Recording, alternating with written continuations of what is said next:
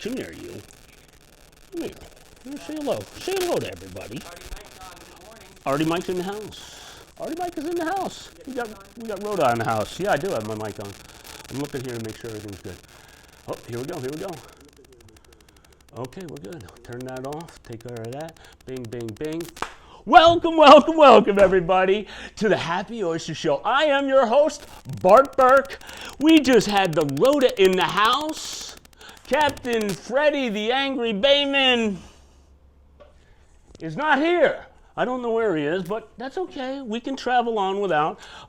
If there's any, we'll keep that out of the way. I'll make sure. All right, we're good. But who do we have in the house? We got a camera woman in the house. We got a camera person. We got Skipper T is in the house. Hey, good morning, everybody. February 1st, 2020. Where does the time go? I don't know. Happy to have you here. I hope that came through on the mic and whatnot, but we'll find out. You'll see my mug anyway. We're on a budget. We could use another microphone. We could use a lot of things. But you know what? We're flying by the seat of our pants and we're having a good time. I see your coffee. Oh, I found my coffee. Bring it on home. Everybody's got to have a hobby. Do you have a hobby? I have a hobby. I kind of was a little bait click. I showed you my frying pan in front of my thing. No, it's not going to be in my kitchen. Not today. Not today. That is one of my other hobbies. But my other hobby this past summer, up until last time I checked on these, was in December when they were a little bit smaller. They have grown. I'm talking about scallops.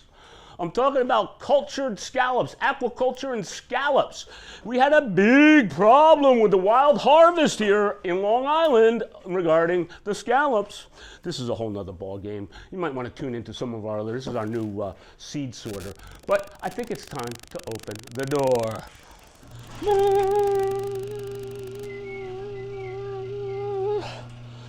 As we open up into the universe, now we're going to have to be careful, T, in regards of the internet is correct. So you're probably going to, yeah, all right, you want to try it there? All right, you can try it there, and I'll bring the stuff to you. I came out of the bay this morning. I went over and checked on a couple of things. I've been working on some things, and apparently there's indications that it's probably a combo platter of a whole bunch of things of why the scallops died. One of the new things right now that just happened to come out, and there's a link below to the NEWSDAY article in regards to a parasite that seems to be attacking the kidney system of the scallop. This parasite's name is help me out here, T. Coccidian parasite. I have problems with these fancy big words. I'm not very educated. Coccidian parasite. It is a member of the a strain of the help me out there, T, again. I can't even read my own writing.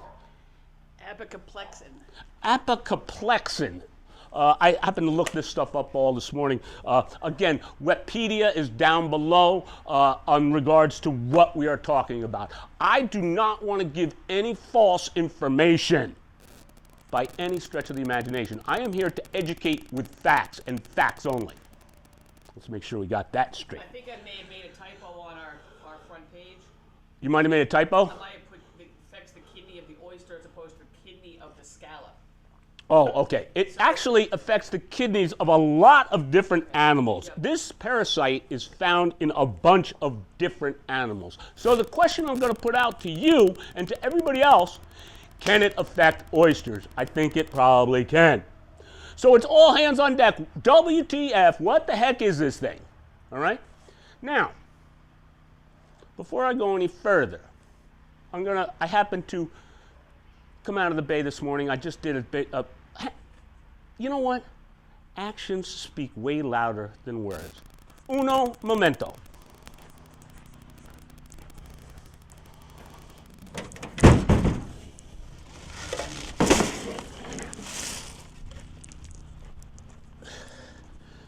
There's not scallops in this, there's oysters in this, but I want to show you guys a little bit later about what's going on. I got some new stuff going on. I have some new attachments that I think floating farms ought to be taking a really good look at. This has been in the tester for approximately 6 months, and there's not one bit of wear. We'll get into that in a minute. This is just some of our seed, our oyster seed that's coming out of our test, one of our test beds. Just to give you a little quickie. Oh, look how beautiful. Look at that. Look at how beautiful they are. I mean, I just grabbed a handful. Every single one is just, look at Tony Joe. Beautiful, I know. Look at them. They're looking happy. You want to look at the other side? They're looking happy. You like looking at the flip? You like looking at the flip side? Upturned hinge, not really. A little bit on that one, but not that bad. Definite shuckability is going to be sweet. Very happy about that. I'll show you a little bit more about that later. That's what I do for a living. Let me show you my hobby, okay? This is my hobby. Hobby is scallops. Did a little test this past summer. They turned out pretty nice.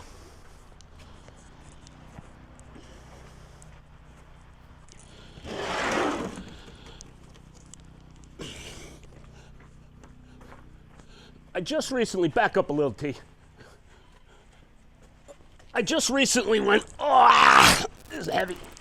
Put it on the bucket. Can you, yeah, I'm gonna go right there, right there. Holding it like that's a little wacky. There we go. I think that's all right. Before I open this up and show you what's going on, I just pulled this out of the water today. I cleaned them up a little bit before I came here. This is coated with netminder. E-paint, excuse me. E-paint is a no, it's not an anti-foul. Bio-release coating. It's awesome. If you're not using this stuff, T, this way. If you're not using this stuff, you're making a big mistake.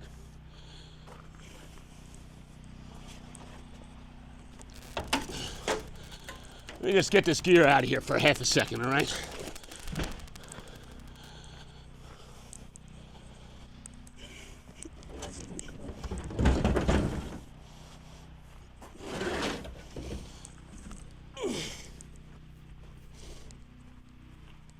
When I first did the scallops, I didn't want to use anything other than as natural habitat as I possibly could. So I did not use any coatings or anything on the cage. This is the cage that I put those scallops in when I first got them in, I guess it was like late August. They were itty bitty. They were spawned in July. I took possession of them from the hatchery in, like I said, late August, early September, and they went directly into this. I harvested some in December, and I tried a new recipe out. It was a recipe that was given to me by a very good friend, and it's a French type of thing where you eat the guts and everything out of the scallop. It was absolutely superb. I cannot, again, my other hobby is cooking. I cannot tell you how delicious they were. Tony Joe was there, another friend of Tony Joe's was there, and everybody raved at this. The key to the recipe was the age of the scallop, is correct, Tony Joe. So now I was coming back to my E-paint. If you're not using it, stupid. You got to try to, if you can. Take a good look. T, come in here a little bit tighter, if you can, right here. You can see this was resting on the bottom right here. There's nothing here because this was in the sediment. The sediment right up to here. And you can see how that the coating, it's like velvet. Okay? It's just, I need to scrub it, brush it, push it, spray it, whatever, okay? This guy here was in the same drink, like just feet away. This side was resting on the surface. This side was exposed to the air. And this side was exposed to all the gook and grime. This was not on the bottom. This was on the bottom. This is about 2 feet. This is about 3 feet. 2 feet below the surface. This is about 3 feet of depth of water, almost right over top of the other. You know, again, I don't have a very large area for my secret sanctuary. But this is what happened. And here is the result of what came out. I cleaned them this morning, and I've transferred them into here. We're going to continue to grow them and see where it goes. This is all I have. I am not doing this commercially. This is a hobby. Bag up, Jack. This is my hobby.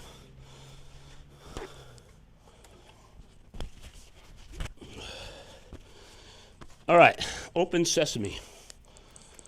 Boy, that's a nice looking cage design, Bart. Yes, it is. I think I'm going to call this design the Shinnecock.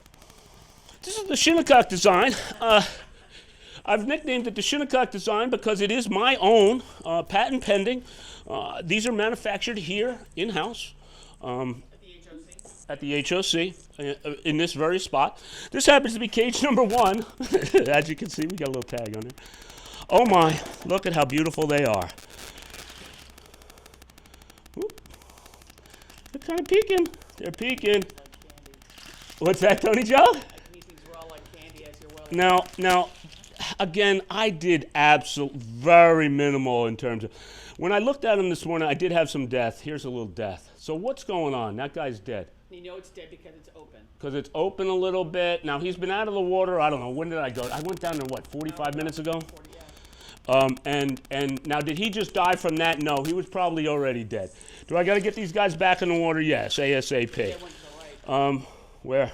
Right, we'll go up here, right here. Where? Here? Here? This guy? Right there, yep. He's open. No, he ain't. Ah! He's alive. So, Hey! but this guy is, he's dead. Sorry, buddy. There was a considerable amount of death since I last did this. Now, right. Now here's the, oh, here. I wanted to show you that. There's the size that we put in there originally, right here. If you go back to our channel, you can see a scallop day off. It's one of the stuff that we've edited. This was kind of the stuff that I was cleaning up that day. And now they're this size. Okay? They're going to go back in the drink. We'll keep experimenting with them.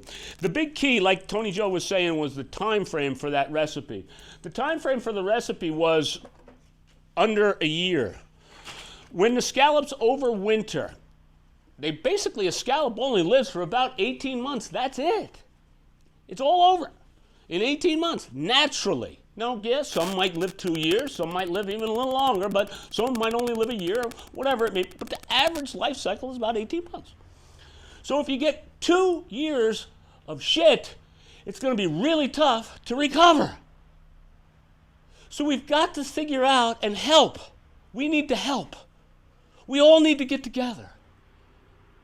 Now, this is just one little thing. Scallops are one thing. Oysters are another. We're all in this big thing to help everybody, to help Mother Nature.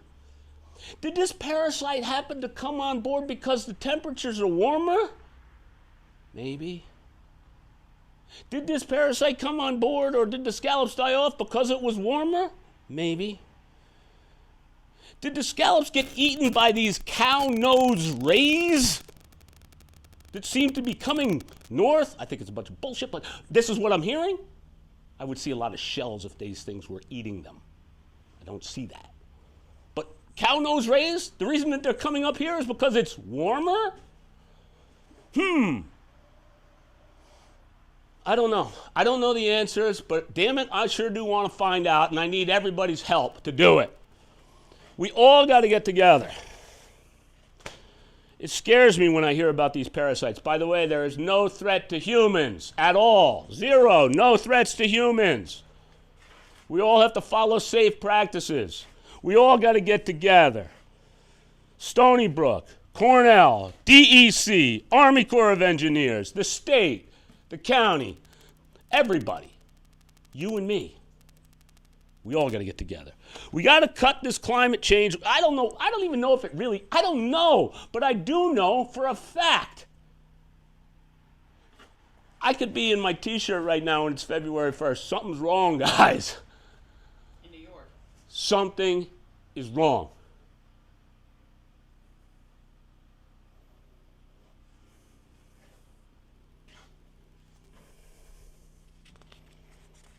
What's your hobby? Join me. My hobby's saving the world. No, I'm just kidding. I'm trying to do my little part. Let's go take a look at some of the seed we got coming. Let's go to the other side.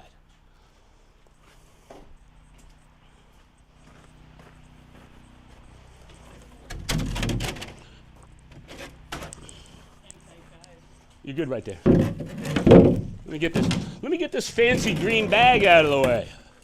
Do you know what this green bag is about? This forces you to recycle. Everybody should be recycling, damn it! If you're not recycling, what's the matter with you?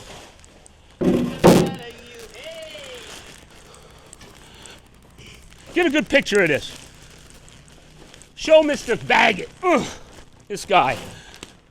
Everybody kind of bitches about the guy. I kind of like the guy. He's kind of cute. You good? Don't get your hand over the thing. All right? If it doesn't go in the recycle bin, it goes in the green bag. All right? My efforts for a green bag. Again, I'm a self-hauler because I believe in recycling. I could probably do it for less and cheaper and all of the above if I had some schmuck come here and pick up my garbage, but I do it myself. Again, I'm the chief cook and bottle washer. These bags are expensive. I put a contractor bag inside of this bag. Why? Because these bags are crap. And I can get more in it. Hey, I'm paying $3 for this beeping bag. And then another, I don't know. Whatever, I'm not going in. That's not what I'm here to bitch about. They don't want to hear that, do they? They want to see oysters. These come out of Mook. These are out of Maine originally. We originally purchased these at 2 millimeter. That's the size of the pin. You know, one of them sewing pins. Ugh, 2 millimeter. Sewing pins you use on Empire Waist? What's that? Empire Waist? Sewing pins you need to make an Empire Waist? Sewing, yeah, to make an Empire Waist. Okay, let's take a good look at these bad boys. Okay, if you don't use this stuff for tagging, you got to use it, man. It works. It works really good. Get a good Sawzall. It's called an Inksall. It's an Inksall marker from Milwaukee, or Sharpie works just as good. And you can see, now I've got some hieroglyphics on here. I got WC, and then I got 10, 1, 0, 2, 7, 5, and then I have Mook. I know that this came from Mook. All right, that's in Maine. And these hieroglyphics here, I'm not going to tell you because that's a numbers thing. And this WC means whole cage. How do they look? Take a good shot of that, T.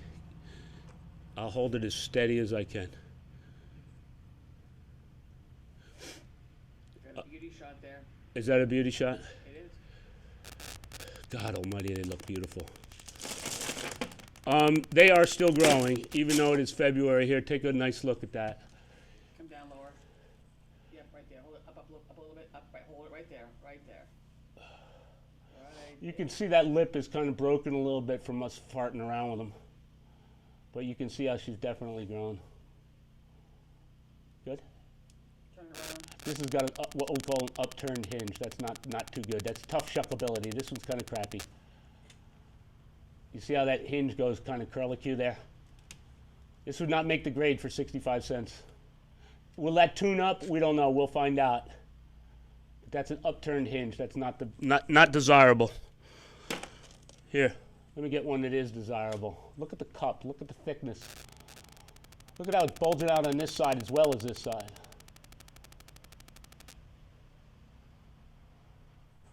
Whoop. They're very, very consistent. I'm looking for consistency in size. I'm looking for big ones, little ones. Here's we call that a ski jump. Now, we can eliminate the ski jump with density issues sometimes. Sometimes it's just, hey, it's hereditary, man. Hey, everybody got it. Once in a while, you got a guy that's got a bad back. You know what I mean? He got the black stripe, though. All right, enough of that. Enough of that. This is density. This density into here, these got to get out. These got to go into the Peconic. These got to go see the big boys. Jack it up. the global warming, temperature change, climate change, whatever it may be. Guys are starting to push the limit, and I can understand why, because they're getting a longer growing season, and I can totally understand why, because it puts more money in their pocket. Maybe by us starting earlier, maybe we're going to be able to continue to, if we start early, meaning starting earlier in the year, we might be able to help ourselves out and start to help this combat of climate change. It's never too early to start, and we got to start, and we got to start now. I'm going to jump the gun by a month. Maybe I shouldn't say anything, but I'm going to jump the gun by a month. It looks to me like, and I'm taking the lead from some of the guys south of us, guys in Virginia, guys in Maryland, even some of these guys in New Jersey are starting to, push the limit a little bit, and putting some seed out there and trying to get it more and more. And if you got a year-round climate, well, it makes oyster growing a little easier sometimes. But on the other side of the coin, a year-round climate might not be good for all of us. So the more oysters we plant, the better it's going to be. The more, I'm not quite sure. We all got to be careful, because too much of anything is not good either. So it comes down to my karate training and yin and yang and, life in general. Moderation is the key to success. All work and no play makes Johnny a very rich but dull boy. All play and no work makes Johnny a very happy dude, maybe, but not very financially set. So you have to find that happy medium. Fortunately, I love what I do. So consequently, I have no hobbies.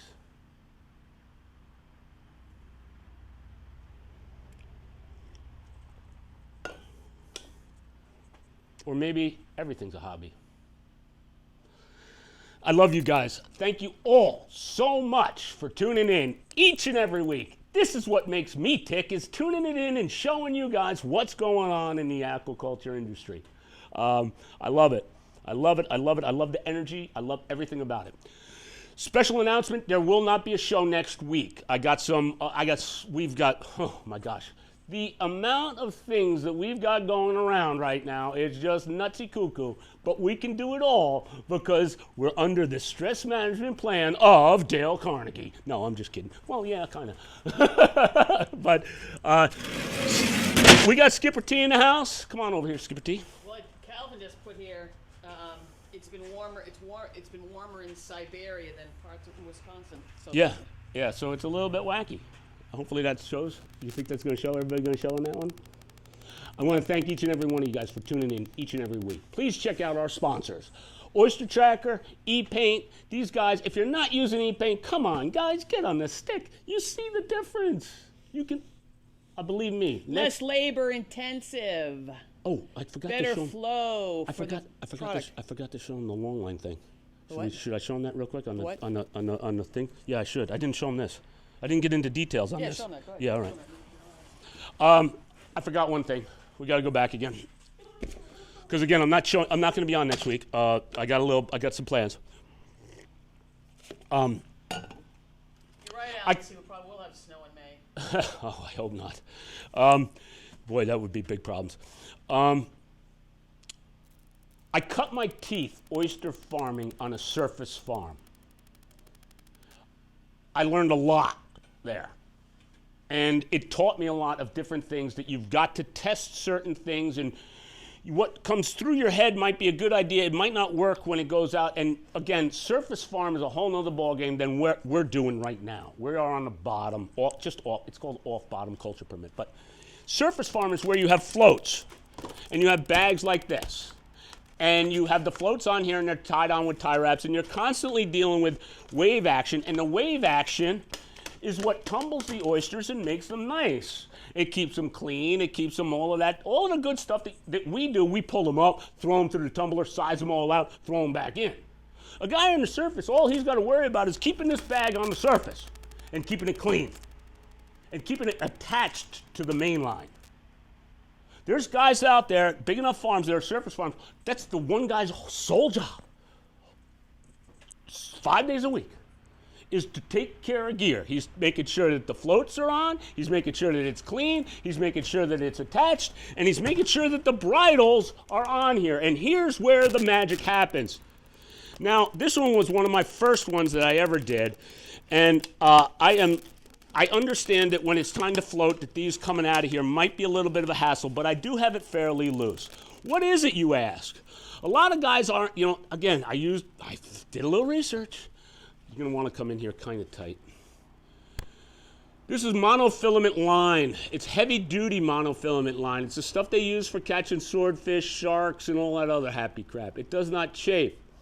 The water actually acts as a lubricant, so consequently this just moves and just ever so smooth.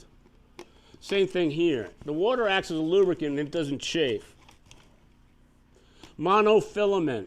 It's hit on by micropress. We have a little handheld tool.